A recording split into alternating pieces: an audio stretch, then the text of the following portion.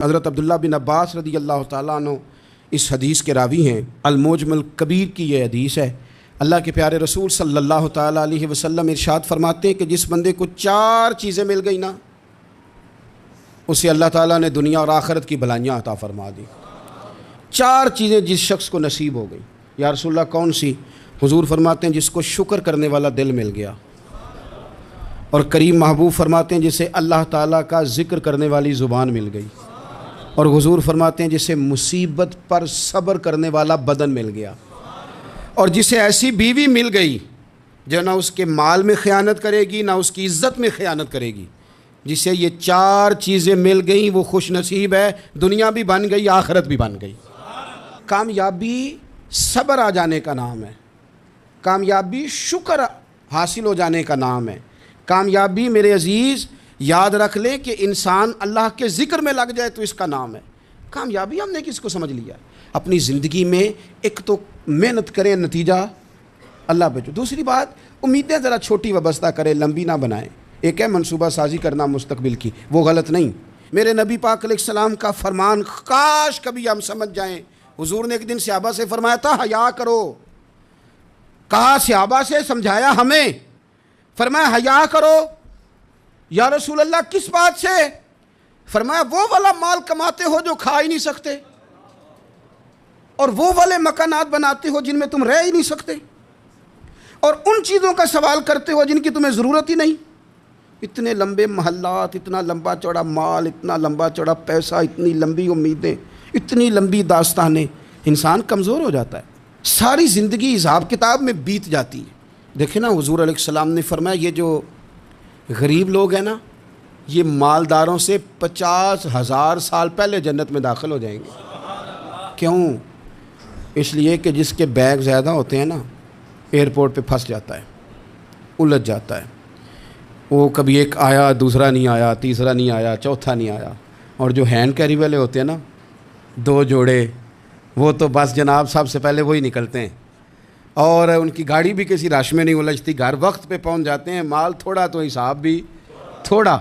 تو ہم نا لمبی امیدوں کے چکر میں اس لیے پریشان ہے۔ رب کہتا ہے وَإِلَيْنَا تُرْجَعُونَ، تم نے اپنے گھر واپس آنا ہے، تم نے ادھر لوٹنا ہے، تم اتنے لمبے چوڑے معاملات کا شکار نہ ہو جانا۔ تیسری بات جس کو آپ ضرور سمجھیں گے اور اس پر آپ غور کریں گے، بندوں پر اعتماد کرنا چھوڑ دیں، اللہ پر اعتماد کریں۔ ایک اعتماد ہے اللہ کے نیک بندوں کا، دعاؤں کا اعتماد، نسبتوں کا اعتماد، اس کی بات نہیں کر رہا میں، دنیا داروں، سیٹھوں، نوابوں، جاگیرداروں پر اعتماد کی بات کر رہا ہوں۔ اعتماد خلق چھوڑ دیں، اعتماد خالق کریں۔ بندوں پر بھروسہ نہیں، بھروسہ اللہ کی ذات پر۔ جو بندہ رب کی ذات پر بھروسہ کرتا ہے مضبوط ہو جاتا ہے، طاقتور ہو جاتا ہے، کمزور نہیں پڑتا۔ یہ ضروری نہیں کہ آپ کے دوست مخلص نہیں تھے تو اس لیے آپ کا کام نہیں ہو سکا، یہ ضروری نہیں ہوتا۔ ہو سکتا ہے آپ کے دوست پورے مخلص ہوں، تعاون بھی پورا کرنے کو تیار ہوں، پر رب کریم کا ارادہ قدرتی نہ ہو کہ آپ کا کام ہو۔ کیا کر لیں گے آپ کے احباب؟ آپ کے دوست کیا کر لیں گے؟ اللہ کا ارادہ قدرتی نہیں۔ شاید اسی لیے کسی درویش نے کہا تھا کہ خوش نصیب وہ ہے جو اپنے نصیب پہ راضی ہے۔ وہ شاید زیادہ نصیب والا ہے جو اپنے نصیب پہ خوش ہو گیا۔ عزیز دوست، چیزوں کو سمجھ لیں اور اچھی طرح سے آپ سمجھ لیں کہ ہو سکتا ہے کہ آپ کے دوست آپ کو پورا کندھا دینا چاہ رہے تھے، وہ تیار تھے، پر اس وقت آپ کا نصیب ہی کچھ اور تھا۔ آپ ان خزانوں پر زیادہ توجہ کریں جو خزانے رب کے پاس ہیں۔ ہمیں اپنے تعلقات پر بڑا بھروسہ ہوتا ہے، ہمیں بڑا پتہ ہوتا ہے اتنے لوگوں سے میرا جرانہ ہے، فلانے سے میرے دوستی ہے۔ اور بھائی یہ سارے کام تب ہوں گے جب رب چاہے گا۔ بہترین ڈاکٹر کے پاس جا کے دوا کھا لے میرے عزیز، شفا تبھی ہوگی جب میرا اللہ چاہے گا۔ سارے ٹیسٹ کر لیے ہیں ڈاکٹر نے مریض کے، ساری رپورٹیں آ گئی ہیں، ہر چیز ٹھیک ہے، لیکن نہ وہ کھا پاتا ہے، نہ وہ سو پاتا ہے، نہ وہ چل پاتا ہے، نہ وہ ہنس پاتا ہے۔ اس نے پوری دنیا جہاں تک اس کی دوڑ تھی اس نے لگا لی، لیکن لازمی نتیجہ یہ نکلتا ہے کہ اسے کہنا پڑتا ہے کہ ہوگا وہی جو میرا رب چاہے گا۔ اس لیے جو خزانے میری جیب میں، آپ کی جیب میں ہیں، جو تعلقات ہمارے ہیں، ان تعلقات پر بھروسہ نہ کرو، بلکہ وہ خزانے جو اللہ کے پاس ہیں ان پر بھروسہ کریں، آپ مضبوط ہو جائیں گے۔ داتا گنج بخش علی اجویری قربان جائیں، گنج بخشے فیض عالم مظہر نور نا کی سارا پیر کامل اور کامل آرا رہنما۔ اس ملک کے وطن عزیز کا جو لوگ حسن ہے نا، ان میں بڑے بڑے تارے ہیں، پر اس وطن کا جو چاند ہے وہ داتا گنج بخش علی اجویری ہے۔ داتا صاحب چاند ہیں میرے وطن کا، اس وطن میں جو چمکے گا وہ داتا علی اجویری سے فیض لے کے چمکے گا۔ یہ کمال ہے۔ وہ کہتے ہیں کہ علاقے میں قحط پڑ گیا تھا، گندم کا ایک دانہ لوگوں کو میسر نہیں تھا، بارش نہیں ہوئی، سالوں بیت گئے، لوگ بڑے پریشان تھے، بڑی آزمائش میں تھے، ہر بندہ تکلیف میں تھا۔ بازار میں لوگ آتے تھے تو سہمے سہمے سے، ڈرے ڈرے سے، پریشان سے۔ قحط ہے، آزمائش ہے، مجبوری ہے، جانور بھوکوں مر رہے ہیں۔ اللہ تبارک و تعالیٰ کی طرف سے لوگوں پر ایک آزمائش ہے، لوگ صبر کر رہے ہیں۔ کہتے ہیں کہ غلام بازار آیا تھیلا لے کے کچھ خریدنے، آیا بھی تو اٹکیلیاں کرتا، اور چیزیں خریدی تو ہنستے ہوئے، اور جانے لگا تو مسکراتے ہوئے۔ پریشانیوں میں، دکھوں میں کو بندہ اگر اس طرح ہنسے تو بعضوں کا طبیعت چڑھ جاتی ہے کہ یار ہم پریشان ہیں، تجھے کس بات کی خوشیاں چڑھی ہوئی ہیں۔ کہتے ہیں لوگوں نے بازو تھام کے غصے سے کہا تو اتنا خوش کیوں ہے جب سارا شہر پریشان ہے، سارا ملک آزمائش میں ہے، تو اتنا کیوں ہنس رہا ہے؟ کہنے لگا تم ہوگے پریشان، میں جس کا غلام ہوں نا، میرا جو آقا ہے، اس نے اپنے برتن بڑے پہلے گندم سے بھر لیے تھے، میرے آقا کے بڑولے بھرے ہوئے ہیں، لہذا میں کسی پریشانی میں نہیں ہوں، خوش ہوں۔ داتا علی اجویری رحمۃ اللہ علیہ کمال کر گئے، سید حجویر مخدوم امم۔ داتا صاحب فرماتے ہیں اگر تیرا اور میرا رب کے خزانوں پر اتنا بھی یقین ہو جائے نا جتنا اس غلام کا اپنے آقا کے خزانے پہ ہے، تو پھر ہم ہر وقت رو کے نہ دکھائیں، پھر ہر وقت ہم غربتوں کے رونے نہ روئیں، پھر ہر وقت ہم یہ مایوسیوں کی کہانیاں نہ سنائیں۔ لوگ اگر کہیں کہ بڑے دکھ ہیں، بڑی آزمائش ہے، بڑی پریشانی ہے، دنیا بڑی تکلیف میں، بیماریاں آ گئیں، آفتیں آ گئیں، تو بندہ مومن ہنس کے کہتا ہے تم پریشان ہوگے، ہم تو جس رب کے ماننے والے ہیں اس کے خزانے بھرے ہوئے ہیں، اور ہمارا رب عطا کرتا ہے تو پھر اپنے کرم سے اس طرح عطا کرتا ہے کہ وَيَرْزُقْهُ مِنْ حَيْثُ لَا يَحْتَسِبُ۔ وہ کہتے ہیں میں اتنا دوں گا اور وہاں سے دوں گا کہ تجھے خبر بھی نہیں ہوگی، میں تجھے وہاں سے دوں گا کہ تُو نے کبھی سوچا بھی نہیں ہوگا۔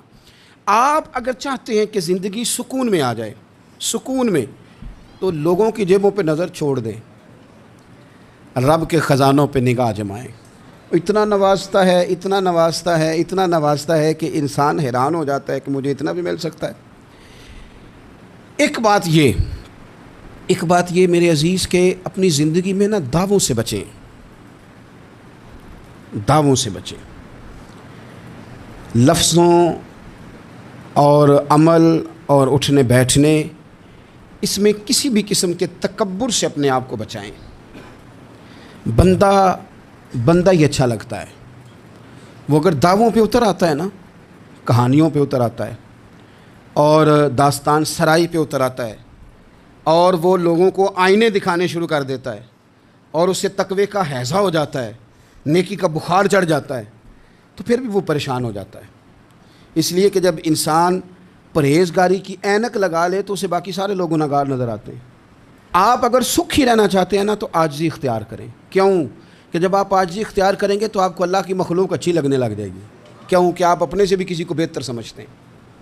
جب تک آپ میں تکبر ہے، میں نے دیکھا ہے کہ لوگ تکبر کا شکار ہو جاتے ہیں، کسی کو جھوٹا، کسی کو بددیانت، کسی کو فراڈیا، کسی کو دھوکے باز، کسی کو ڈاکو، کسی کو چور، کسی کو غدار، کسی کو فلانا، کسی کو فلانا۔ اصل بات کیا ہے؟ اصل بات یہ ہے کہ اس شخص کے دماغ کے اندر تکبر کا سودا سما گیا، یہ کسی چکر میں پڑ گیا ہے، اس کو ہیضہ ہو گیا ہے پرہیزگاری کا، یہ سمجھنے لگا ہے کہ جو میں سوچتا ہوں وہ صرف وہی ٹھیک ہے۔ تیرا یہ دعویٰ ہے کہ ساری مخلوق ٹھیک نہیں، اور میرا رب فرماتا ہے لَقَدْ خَلَقْنَا الْإِنسَانَ فِي أَحْسَنِ تَقْوِيمٍ، میں نے مخلوق بنائی بڑی سونی ہے۔ ہم نا جب یہاں آ جاتے ہیں نا، یہاں ایک شخص تھا جس کا نام تھا بلعم بن باورہ، یہ بڑا مستجاب الدعوات تھا، جو دعا مانگتا تھا اللہ قبول فرما لیتا، پرہیزگار تھا، اسم اعظم اللہ نے اسے عطا کر دیا۔ حضرت موسیٰ علیہ السلام کے دور میں حضرت موسیٰ علیہ السلام نے جب اپنی قوم کو لے کے جبارین کے خلاف جہاد شروع کیا، نکلے تو اس طرف آنا تھا جس طرف یہ رہتا تھا۔ لوگ سارے اکٹھے ہو کے اس کے پاس آئے، آ کے کہنے لگے حضرت موسیٰ علیہ السلام آ رہے ہیں، اپنی قوم کو لے کے حملہ کرنے کے لیے تو دعا کر دے، معاذ اللہ نبی کے خلاف دعا کر دے، تو بد دعا کر دے تاکہ وہ آ نہ سکیں، تیری دعائیں قبول ہوتی ہیں۔ پہلے تو کہنے لگا کہ کتنے بدبخت ہو، مجھے نبی کے خلاف بات کرنے اور دعا کرنے کا کہہ رہے ہو، معاذ اللہ، بدبخت ہو، دوڑ جاؤ۔ لیکن اللہ سے یہ توفیق مانگے کہ وہ انسان کا شعور سلامت رکھے، شعور سلامت۔ حضرت سلطان باؤ رحمۃ اللہ علیہ نے اپنے دور میں کہا تھا کہ ایمان سلامت ہر کوئی مانگدا ہے، عشق سلامت کوئی، وہ تو انہوں نے